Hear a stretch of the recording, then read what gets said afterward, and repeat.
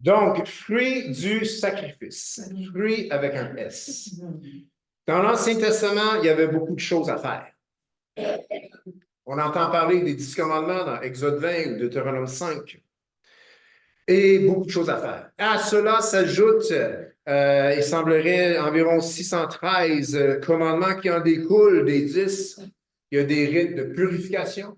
Il y a des rites pour des choses à faire pour les sacrifices, pour les holocaustes, pour les sacrifices d'action de grâce. Il y a toutes sortes de choses à faire. Et la plupart de ces choses, pour nous aujourd'hui, ont été accomplies en Jésus. Amen. Donc, la dynamique change. Mais, bien que, selon notre concept des choses, dans l'ancienne alliance, il fallait faire beaucoup de choses pour être approuvé de la part de Dieu ou avoir la bénédiction de Dieu.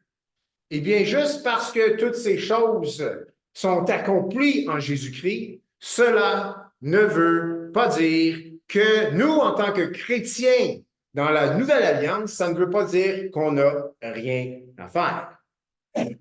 Amen? Nous avons des choses à faire. Amen? Donc, c'est faux, il serait faux de dire que le chrétien n'a rien à faire. Comme dans l'Ancien Testament, eh bien, l'obéissance, elle est toujours suivie d'accomplissement de promesses. Oui, toutes les promesses sont accomplies en Jésus-Christ. Maintenant, Christ a tout accompli pour nous et nous pouvons avoir des bénédictions, des promesses qui s'accomplissent dans nos vies parce que nous roulons ou nous fonctionnons selon l'alliance dans laquelle on se trouve. Et Jésus a dit, tout ce que vous demanderez en mon nom, je vous l'accorderai. Une grande promesse. Amen. Tout ce que vous demanderez en mon nom, je vous l'accorderai. On pourrait faire une prêche sur tout, mais on ne ressent pas le sommet. Juste pour vous dire, si on prend Dieu à sa parole, Jésus a ses promesses, et il a bien dit, tout ce que vous demanderez en mon nom, vous le recevrez. Ça, c'était nouveau. Ça, c'est quelque chose qui a commencé après la mort de Jésus. Ça, c'est un consigne, une instruction que Jésus a donnée à ses disciples lorsqu'il était dans ses dernières heures. Et après la résurrection, avec la venue du Saint-Esprit, ils ont compris, se sont rappelés des paroles de Jésus. Nous devons demander dans le nom de Jésus. Donc, il est faux de dire que le chrétien n'a rien à faire. Cela serait de prendre la grâce de Dieu en vain, ou ça serait tout simplement de se permettre de vivre des vies dans la lassitude. C'est ça, hein? J'explique pourquoi je fais attention, parce que quand j'étais tout jeune prédicateur, j'étais encore jeune, un peu, je voulais prier j'ai prêché qu'il ne fallait pas être un chrétien las. Mais j'ai dit, il ne faut pas être des chrétiens lassifs. C'est pas la même chose. Hein? Mais elle était bonne pareil. C'est vrai, la lascivité, c'est pas bon. Mais la lassitude, c'est ce que je veux dire ce matin, la lassitude, être las dans sa serviette, abandonné. Il n'y a rien à faire. De toute façon, tout est accompli pour moi. Jésus a tout fait pour moi. Non, non, non. Jamais est-ce qu'on prend la grâce de Dieu en vain. Jamais est-ce qu'on doit non plus prendre la grâce comme prétexte pour vivre dans le compromis. Donc, l'obéissance est toujours suivie de bénédiction. L'obéissance de Christ d'aller à la croix a été suivie d'une bénédiction, notre salut. Eh bien, le même principe demeure pour nous. Dieu nous demande de l'obéissance et nous serons bénis. Amen. Romains 12, 1 à 8. Nous avons là, dans le contexte de la Nouvelle Alliance, donc dans le contexte pour aujourd'hui, des choses à faire qui sont très claires. Faites ceci. Romains 12, versets 1 à 8, que nous avons lu en ouverture et que nous allons maintenant relire. Juste pour se baigner, nager un peu dans cette parole qui est un commandement pour les chrétiens, un commandement de Christ pour les chrétiens, quelque chose à faire aujourd'hui et qui promet bénédiction. Je vous exhorte donc, frères, par les compassions de Dieu, à offrir vos corps comme un sacrifice vivant, saint, agréable à Dieu, ce qui sera de votre part un culte raisonnable. Ne vous conformez pas au siècle présent, mais soyez transformés par le renouvellement de l'intelligence, afin que vous discerniez quelle est la volonté de Dieu, ce qui est bon, agréable et parfait. Par la grâce qui m'a été donnée, je dis à chacun de vous de n'avoir pas de lui-même une trop haute opinion, mais de revêtir de sentiments modestes, selon la foi, selon la mesure de foi que Dieu a départie à chacun. Car, comme nous avons plusieurs membres dans un seul corps, et que tous les membres n'ont pas la même fonction, ainsi, nous qui sommes plusieurs, nous formons un seul corps en Christ, et nous sommes tous membres les uns des autres.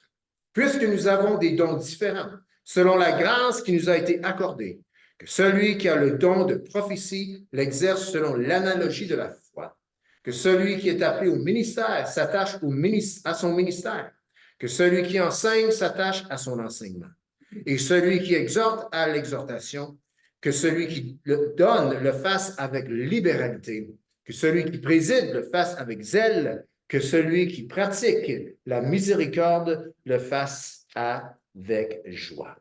Donc, Seigneur, nous appliquons cette parole à nos vies ce matin. Nous ouvrons grand nos cœurs face à cette parole ce matin. Et Seigneur, nous te demandons que ça puisse être semé profondément dans nos cœurs. Que tout le peuple de Dieu puisse dire Amen. Quelque chose à faire. 1.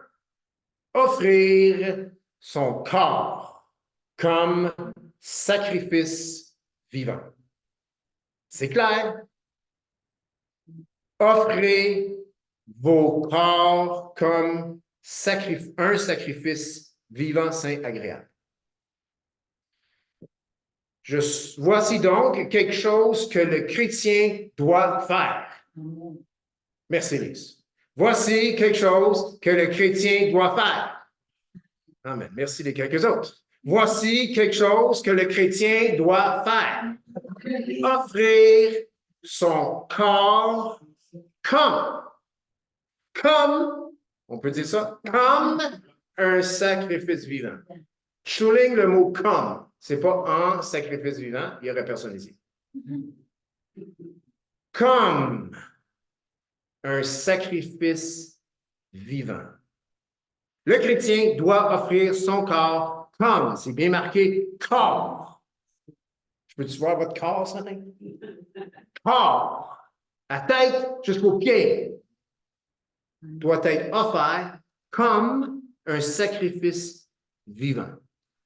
Donc, c'est comme un sacrifice, c'est pas un sacrifice, parce que si ce serait un sacrifice, eh bien, il faudrait mourir. On parle de notre corps, notre physique. Donc, offrez vos corps comme un sacrifice. Et quand donc le mot « comme » est là, c'est donc, ça implique que quelque chose doit quand même mourir parce que, comme en quelque part, crée une comparaison. On entend le mot « sacrifice ». On sait qu'il y a eu beaucoup de sacrifices dans l'Ancien Testament. Amen? Tous ces sacrifices-là, ils étaient des sacrifices, c'est-à-dire la brebis, le bouc, le bœuf, laissait sa vie sur l'autel. Son sang coulait. Donc, quand on entend « comme » et on parle de nos corps, eh bien, Jésus, c'était le bouc, la brebis, peu importe, c'était le sacrifice qui a donné sa vie. Maintenant, nous, on doit aussi offrir nos corps comme un sacrifice vivant. En quelque part, ça implique que quelque chose doit mourir. Mais qu'est-ce qui doit mourir? Pour que j'offre mon corps comme un sacrifice vivant, qu'est-ce qui doit mourir? C'est notre question ce matin. En ce qui concerne, offrir son corps comme un sacrifice vivant. Qu'est-ce qui doit mourir? Le sacrifice sous-entend quelque chose doit mourir. Cependant, c'est un sacrifice vivant, donc on n'y laisse pas notre vie. Une chose qui doit mourir, c'est notre volonté de faire autre chose que la volonté de Dieu. Ça, c'est un sacrifice vivant. Je sacrifie ma volonté. Disons-le, je sacrifie ma volonté. C'est la volonté de Dieu qu'on veut faire et non la nôtre. Un chrétien qui offre son corps comme un sacrifice vivant va marcher dans l'obéissance parce que il sacrifie, il met à mort sa volonté. Ça, c'est vraiment mourir. Et saviez-vous quoi? C'est comme les sacrifices d'autrefois. Parce que si tu avais demandé à la brebis, c'est-tu ta volonté d'aller sur l'autel? C'est-tu ta volonté que je t'égorge? Et si elle pouvait parler, elle t'aurait dit non, c'est pas ma volonté.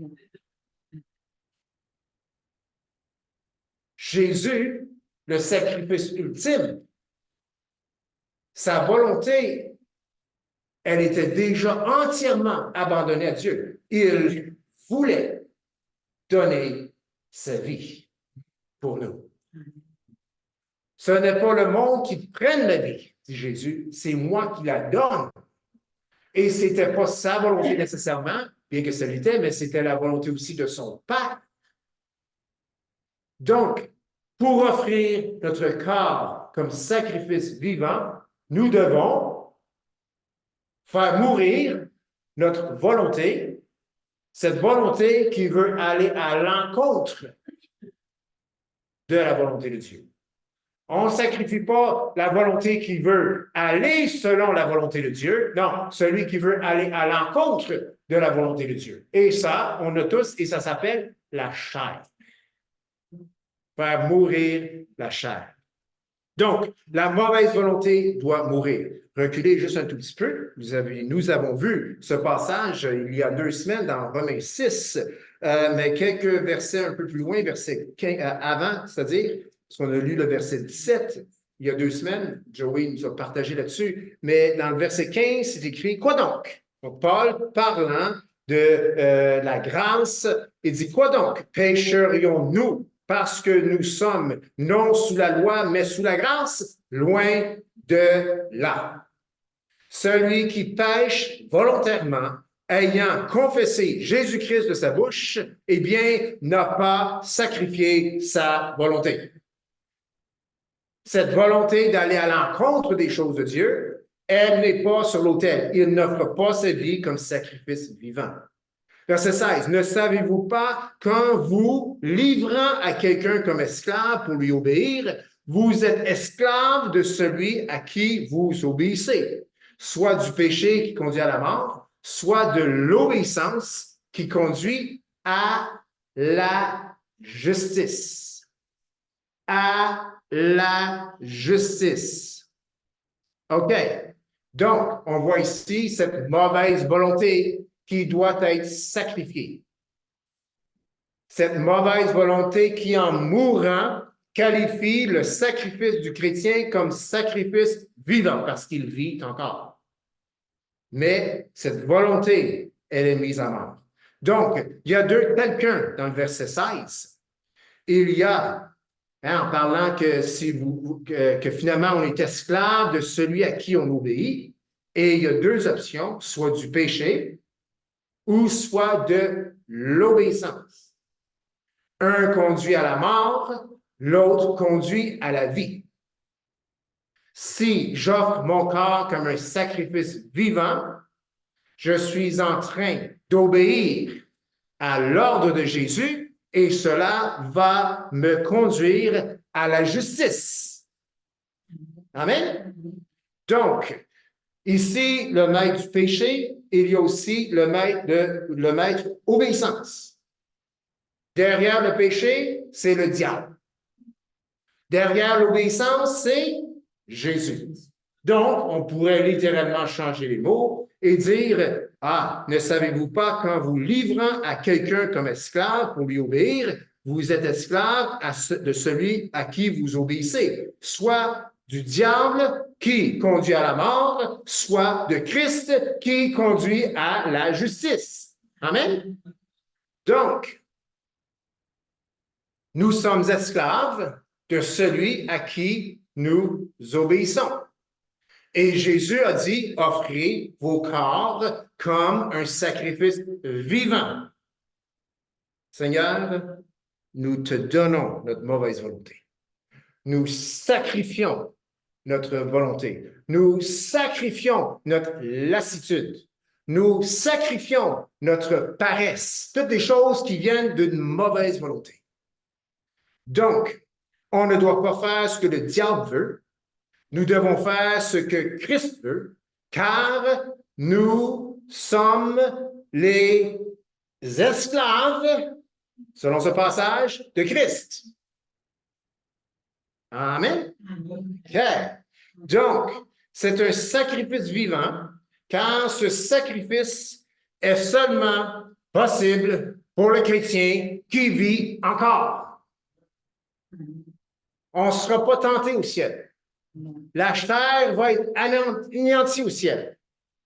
C'est aujourd'hui, dans notre présent, que ceci peut être fait.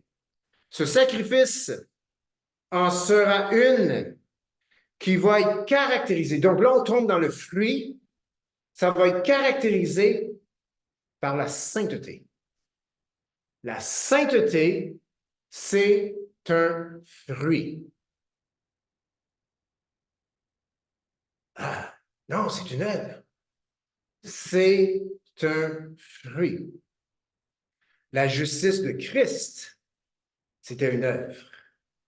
Notre justice ne vaut pas grand-chose. Mais lorsque j'offre mon corps comme un sacrifice vivant, je vais porter le fruit qui s'appelle justice. Romains 12, 2, 1, excusez-moi, 1. Donc, à offrir vos corps comme un sacrifice vivant, saint. Si j'offre mon corps comme un sacrifice vivant, je vais porter comme fruit la sainteté. J'ai déjà la sainteté, c'est-à-dire 1 Corinthiens 2:30 ou 1:30 qui dit que Christ est notre justification, notre sanctification. Mais Christ me demande de porter le fruit de la sainteté. Et pour porter le fruit de la sainteté, je dois offrir mon corps comme un sacrifice vivant. L'ordre est important. Sacrifice vivant, ensuite, saint, sainteté. Et il y a une troisième là, ou une deuxième fruit, agréable à Dieu. Notre vie ne sera pas agréable à Dieu si nous n'offrons pas nos corps comme un sacrifice vivant. Nous ne manifesterons jamais la sainteté selon Dieu si nous n'offrons pas notre corps comme un sacrifice vivant. Quand j'entends agréable, bien, ça me fait penser à, avant ça, 6,22. Hey, reculez juste à 6,22 encore. Romains 6,22.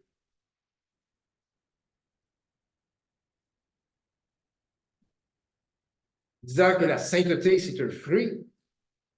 Romains 6, 22, mais maintenant, étant affranchis du péché et devenus esclaves de Dieu, vous avez pour fruit la sainteté et pour fin la vie éternelle. Amen. Fruit, vous avez comme fruit ou pour fruit la sainteté. La sainteté, c'est un fruit. C'est écrit là, mot pour mot. La sainteté du chrétien, c'est un fruit qui découle de son sacrifice vivant. Maintenant, il y a agréable. Quand j'entends parler d'agréable ou le mot agréable à Dieu, eh bien, ça me fait penser au début de Lévitique, tournez pas. Lévitique 1 à 3, ça parle des sacrifices, des holocaustes, des offrandes. Et il y en a, chapitre 1, 2, ça revient tout le temps que ce sacrifice ou cette offrande, eh bien, sera d'une agréable odeur à l'Éternel. Chapitre 3 ou 4, 5, là, on est dans les sacrifices expiatoires. Ce qui revient souvent, c'est « et il sera pardonné ». Vous serez pardonné. Bien que c'est sûrement agréable à Dieu aussi, je veux dire, le sacrifice de Christ était agréable à Dieu. Pourquoi? Pas parce qu'il aimait voir son fils souffrir. Non, parce que par l'entremise de ce sacrifice, Dieu réconciliait le monde à lui-même. Donc, je ne suis pas en train de dire que les sacrifices expiatoires, ce n'est pas quelque chose qui est agréable à Dieu.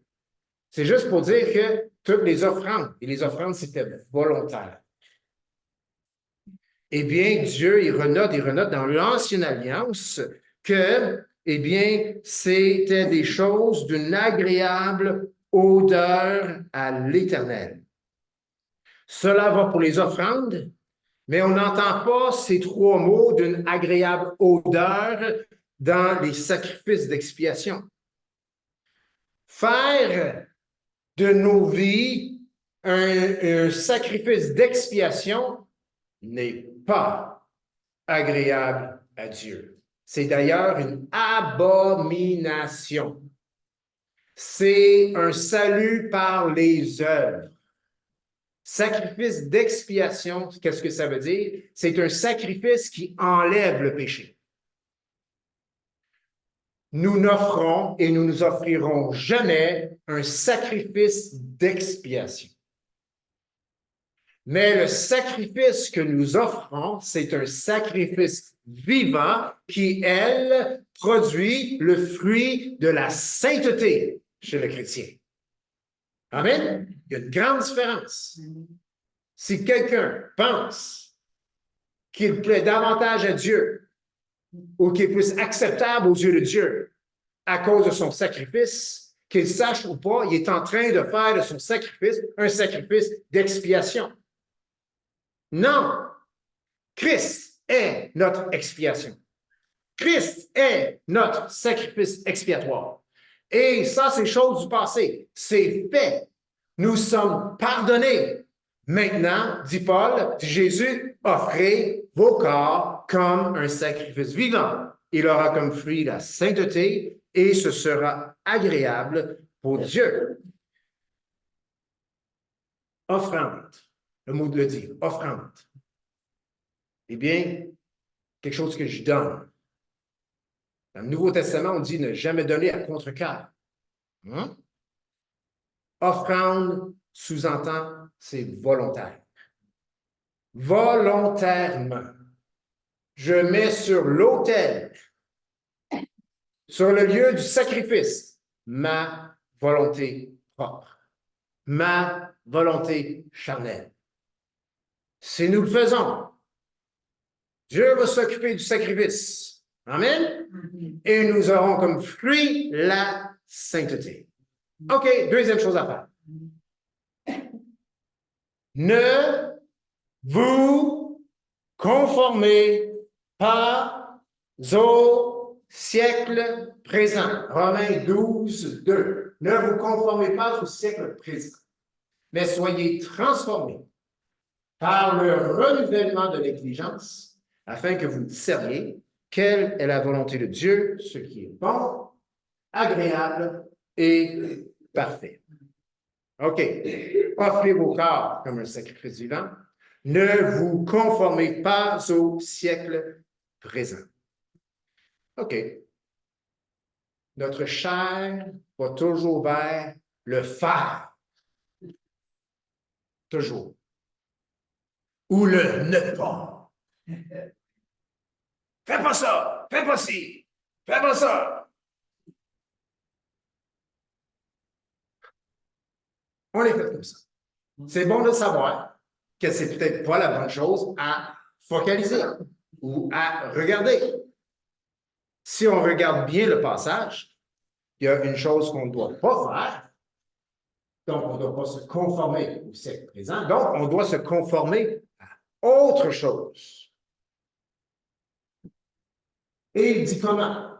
Pour ne pas se conformer au siècle présent, nous devons être transformés par le renouvellement de l'intelligence.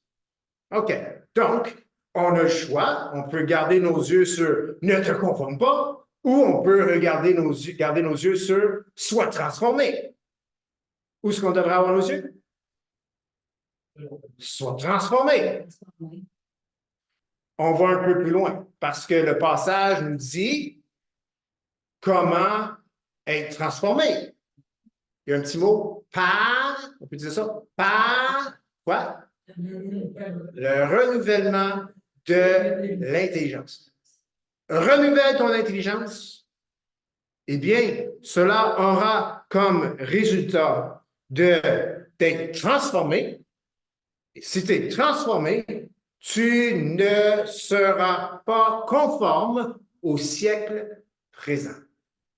Si je m'enlève et il ne faut pas que je me conforme, je ne dois pas me conformer, je ne dois pas me conformer, mais je n'ai pas une intelligence renouvelée, je vais passer mon temps à me dire « faut pas que je me conforme, faut pas que je me conforme », puis en me disant de ne pas me conformer, vous savez qu'est-ce qui va arriver? Je vais me conformer. Hey, le petit bonhomme, tu sais, quand il était au nain, arrête de sauter. Il saute. Arrête de sauter. Il saute. Parce qu'il fait le ne pas. Je ne sais pas pourquoi. On est fait comme ça. On aime faire ce qu'on n'est pas supposé de faire. Hein? Il court dans l'église. Ah, j'ai entendu celle-là.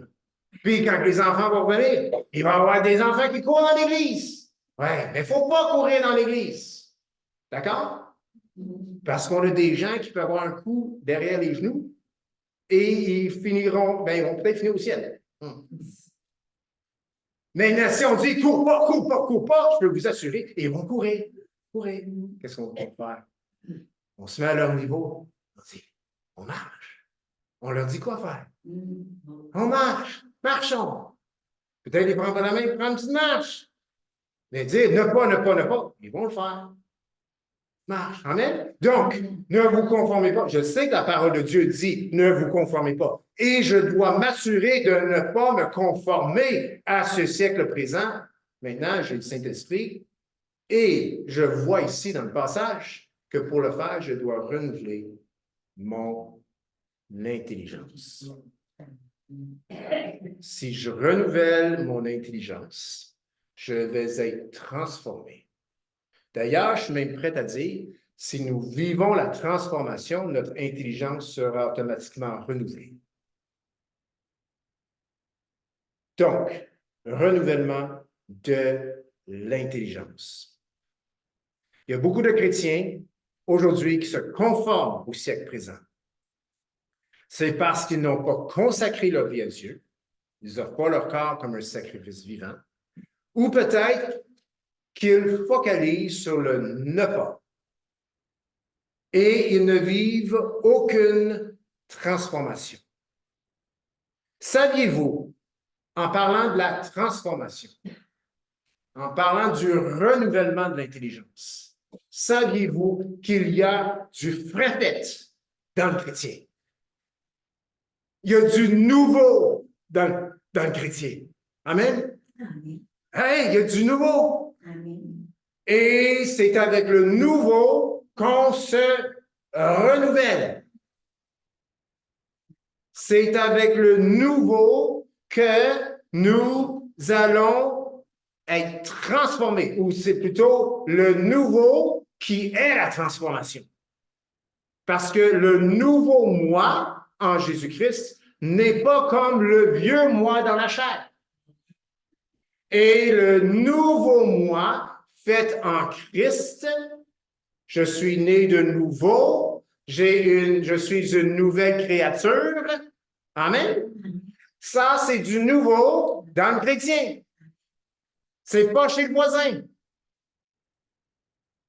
C'est en toi. C'est en moi. Nouveau. 2 Corinthiens 5, 17 nous dit, si quelqu'un est en Christ, il est une nouvelle créature. Les choses anciennes sont passées. Voici, toutes choses sont devenues nouvelles. Il y a des gens qui vont dire, et c'est pas ce que la traduction dit, que si quelqu'un est en Christ, il est en train d'être transformé. Je comprends le concept, parce qu'on est appelé à la croissance, à l'amélioration. Mais la parole de Dieu me dit, vous dit que nous sommes des créatures nouvelles. Et c'est Christ qui a créé cette nouvelle créature. Pas à l'écran, mais dans Jean 1. La parole a été faite chair. Et tous ceux qui ont cru en lui, eh bien, Dieu leur a donné le pouvoir de devenir enfants de Dieu. Donc, c'est la nouvelle naissance. Si nous sommes venus à Christ, il y a du nouveau à l'intérieur. Et c'est ce nouveau à l'intérieur, cet homme nouveau, cette femme nouvelle, cette créature nouvelle, cet homme intérieur, cette femme intérieure créée en Christ qui doit vivre. Et elle va vivre selon le sacrifice. Si on offre nos vies comme un sacrifice vivant, ce qui est né de nouveau, ce qui est nouveau en nous va croître, va prendre vie et va renouveler notre intelligence. Il semblerait que littéralement le mot renouvellement, c'est redécorer. Je suis créé, nous sommes créés des créatures nouvelles en Jésus-Christ. Mais c'est possible que les vieilles rideaux sont encore là. La vieille toilette, et la vieille peinture, les vieux meubles, puis ceux-là, il faut qu'ils soient changés. Amen? On doit redécorer notre intelligence. Écoute, vous avez déjà entendu, normalement, il amène cette expression-là, la tête souillée. Hein? Toutes les choses qu'on peut entendre. Puis quand on était dans le monde, on s'est souillé à la tête bien comme ça. Ah, mais c'est pas toute partie, ça. Ben, ça n'a pas de l'air parce que le chrétien, il n'a pas l'intelligence redécorée encore. Il pense encore à des choses charnelles, des choses qu'on ne doit même pas mentionner parmi nous. Il faut redécorer son cerveau. Amen? Il faut le redécorer. Il faut faire de la rénovation. Et c'est possible. On renouvelle notre pensée avec la parole de Dieu. Nous renouvelons notre pensée avec la prière. Nous renouvelons notre pensée en conversant avec des chrétiens. Amen. Je peux y spécifier qui ont ou qui sont en mode de redécoration, de renouvellement. Parce que, crée-moi, si tu t'assieds avec des chrétiens qui ont la pensée décorée de toutes sortes d'autres affaires, eh bien, ça s'en vient dans ta pensée, mon ami. Donc, priez la parole de Dieu, converser, communier avec des chrétiens qui grandissent dans le Seigneur, qui sont pas pris dans leur... Tu sais, des fois, ça vous a déjà arrivé? Moi, ça m'a déjà arrivé d'être pris dans ce moment. J'ai besoin, pour me sortir du fossé, j'ai besoin d'être towing. Amen? Mais crée-moi, si je parle à quelqu'un qui est dans le fossé, puis deux chars dans le fossé, puis moi, je sors de mon char, peux-tu me sortir du fossé? Ils vont me dire, pas de sortir du fossé parce que je suis dans le fossé. Amen? Jésus l'a très bien dit, je n'ai pas la révérence, mais deux aveugles, un aveugle qui en guide un autre, les deux vont se retrouver dans le fossé. Si je parle avec des chrétiens qui ne redécorent pas leur intelligence, bien, je vais décorer mon intelligence avec autre chose que ce que Jésus veut. Maintenant, ce n'est pas de délaisser ces chrétiens-là. Ce n'est pas de les juger non plus. Ce n'est pas de faire de la condescendance, mais c'est d'agir avec sagesse. Et si moi, je ne suis pas dans le fossé, mais mon frère l'est, je peux l'aider à sortir. Amen? Mais il n'y a peut-être pas un moyen de m'aider à décorer mon homme intérieur. Amen? Mais du moment qu'il est sorti, oh, il y a des belles choses qui commencent à se passer. Il y a des choses qui changent. Le sacrifice vivant est offert et le renouvellement, la transformation est en opération. Et là, on peut s'en aller quelque part. Amen? Donc, il y a de la nouveauté dans la vie du chrétien, 2 Corinthiens 5, 17. Et il y a le renouvellement. Donc, s'il y a de la nouveauté, il y a possibilité de renouvellement. Et notre renouvellement doit provenir de cette nouveauté, pas de l'ancienneté, mais d'une nouveauté. On ne renouvelle pas notre pensée avec la vieille nature. Nous renouvelons la pensée via la nouvelle nature en Christ. Amen? Donc, le renouvellement, le mot divin, vient de ce qui est nouveau. Notre esprit est né de nouveau. Notre intelligence peut donc être renouvelée si on s'y prend avec, selon les conseils, les directives de celui qui nous a renouvelés ou transformés ou nés de nouveau. Et son nom, c'est Jésus. Voici le fruit. Voici le fruit ou les fruits ou des fruits qui découlent de quelqu'un qui renouvelle son intelligence. Ils sont là dans le verset. Afin que vous discerniez. Celui qui renouvelle son intelligence va porter comme fruit le discernement. Ça, c'est tout un cadeau. Amen? Discernement. Paul précise, va pouvoir discerner quelle est la volonté de Dieu. Wow. Si je peux discerner la volonté de Dieu, est-ce possible que ce fruit, va m'aider à porter du fruit dans la prière? Oui, parce qu'on l'a lu la semaine passée, 1 Jean quelque chose qui dit que si nous demandons selon sa volonté, nous savons qu'il nous écoute et nous avons ce que nous avons demandé. Si tu es un chrétien qui n'offre pas son corps comme un sacrifice vivant, mais qui est un ardent à la prière, il se pourrait que tu demandes toutes sortes de choses que Dieu ne te donnera jamais parce que tu n'as pas de discernement. La personne ne peut pas discerner quelle est la volonté de Dieu. Donc, quel beau fruit. Puis, oh, combien qu'on en a de besoin. Si on renouvelle notre intelligence, eh bien, nous allons pouvoir discerner quelle est la volonté de Dieu. Nous allons pouvoir discerner ce qui est bon, agréable et parfait. Oh, bon. Ça veut dire que ça goûte toujours bon. Ça veut dire que ça fait toujours mon affaire. Non. On peut dire ça? Non. Celui qui dit ça n'a pas de discernement. Le chrétien qui grandit en Jésus sait que des fois, il y a des pilules qui sont dures à avaler. Puis s'il faut que ça soit beau pour que ça soit de Dieu, éliminer la croix, c'était pas beau. Si vous avez écouté le film avec Mel Gibson à l'époque, la part du monde ici, ne savait même pas de qui je parle. Mais c'est la passion. C'était dur à regarder, ce film. Mais elle a quand même dépeint vraiment la réalité. Elle a quand même dépeint un peu la réalité de ce que Jésus a vécu.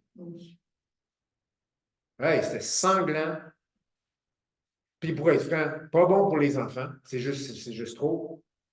Mais si un enfant avait été devant la croix, c'est ce qu'il aurait vu. En tout cas, en partie. Ce que le film n'a pas pu projeter, c'est la souffrance que Jésus a vécue en vivant la séparation de son Père. Tu ne peux pas faire ça avec un film. Tu ne peux pas démontrer des choses, en tout cas, pas à ce point-là, spirituel et profond et divin. Discerner ce qui est bon. Un chrétien qui a le discernement va pouvoir discerner que cette situation qui est difficile pour moi, elle est de Dieu. Agréable. Oh, ben là, si c'est pas agréable, c'est pas de Dieu. Pas sûr. Pas certain. Ce qui est agréable à Dieu, c'est les choses qui vont nous propulser dans sa volonté. C'est des choses qui vont faire approfondir dans nos vies la vérité. Et cela peut être contre-courant pour la chair. Mais ça prend le discernement pour savoir ce qui est vraiment agréable. Amen? OK. Et parfait. Oh ben, ce qui est parfait. Les hommes, ils ont tous trouvé la femme parfaite. Amen? Ben, OK, Joe, c'est bon, c'est bien, Joe. Moi, je n'ai pas pu dire Amen parce que c'est moi qui prêche. Mais 2 ans après le mariage, elle a déchu de la perfection, puis bien vite. Ça ne veut pas dire que ce n'est pas la femme parfaite pour toi. Ah, c'est vrai, il n'y a pas de femme parfaite. Il n'y a pas d'homme parfait non plus. Mais ça ne veut pas dire que ce n'est pas la volonté de Dieu, ce qui est bon, agréable et parfait. Donc, avec le discernement, bon, agréable et parfait, ça change. Tu veux connaître la volonté de Dieu? Tu veux le discernement? Tu veux discerner ce qui est bon, agréable et parfait? Tu dois vivre le renouvellement de l'intelligence. OK, donc, on a entendu parler de sacrifice vivant. On a entendu parler de transformation. Ensuite, il y a un passage à l'action. Verset 3 nous dit, par la grâce qui m'a été donnée, 12.3, Romains 12.3, par la grâce qui m'a été donnée, je dis à chacun de vous de n'avoir pas de lui-même une trop haute opinion, mais de revêtir des sentiments modestes selon la mesure de foi que Dieu a départie à chacun. OK? Action. Parce que le passage suivant, qu'on ne lira pas, parle du corps, les membres du corps. Les membres du corps sont appelés à l'action. Il y a un ordre ici, sacrifice, renouvellement, transformation. Et action, il y a un ordre, mais en même temps, il y a une simultanéité. Ça roule toujours aussi en même temps. Paul parle du corps. Chaque membre du corps a sa fonction. Aucun membre n'est inutile. Un membre qui ne fait pas sa part manque de foi. Parce que le passage dit que Dieu a donné à chacun une mesure de foi. Puis là, il parle des membres du corps.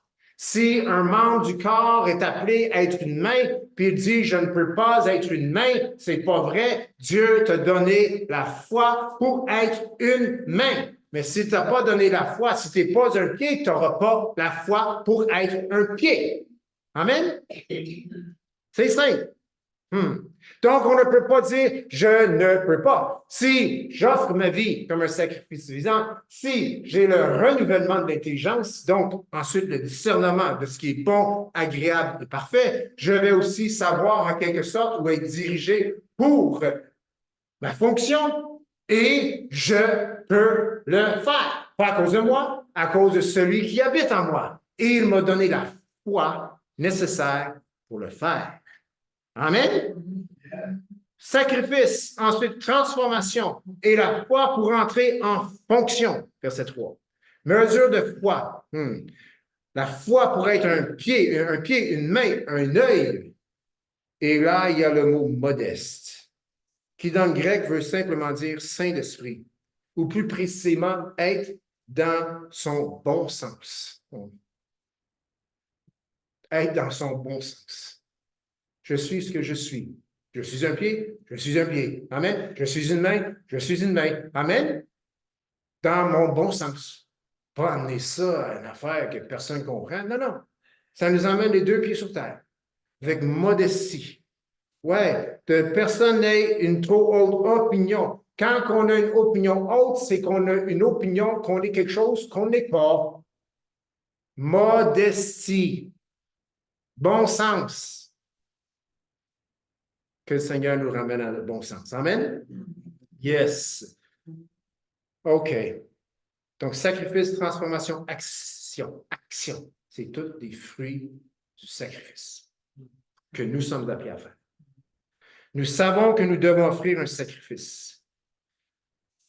Et la question qu'on doit se poser, qu'est-ce que je dois faire? Ou qu'est-ce que, oui, je dois faire pour que je puisse offrir ce sacrifice? Ma chair ne veut pas que j'embarque sur l'autel. Le diable ne veut pas que j'embarque sur l'autel. Qu'est-ce que je dois faire pour que moi, je puisse volontairement embarquer sur l'autel? Allons dans la prière avec ça cette semaine. Et dans le temps de jeûne et prière qu'on a eu, vous pouvez continuer si vous voulez, parce qu'on a besoin toujours de direction. Mais le Seigneur m'a montré d'enlever des choses pour simplement que je puisse offrir ma vie comme un sacrifice. Il y a des choses qu'on fait qui nous fait débarquer de l'autel, qui sont acceptables aux yeux de ce monde. Mais en les abandonnant, on peut volontairement être sur cet autel et cela plaît à Dieu. Donc, Seigneur Jésus, on te rend grâce ce matin qu'on peut offrir de nos corps un sacrifice vivant, saint, agréable. Seigneur Jésus, révèle à chacun de nous ce que nous devons faire pour embarquer, ce qu'on doit faire pour enlever ce qui nous empêche d'embarquer sur cet autel afin d'offrir nos vies comme un sacrifice vivant. Et que tout le peuple de Dieu puisse dire Amen. OK. Donc, j'ai dit, là, 3 semaines, qu'on allait bâtir sur ce qui était déjà mis en place en l'an 2023. Amen? On se rappelle de ça? Bonne journée à nos gens sur... Oui, j'ai pu faire comme ça. Bonne semaine.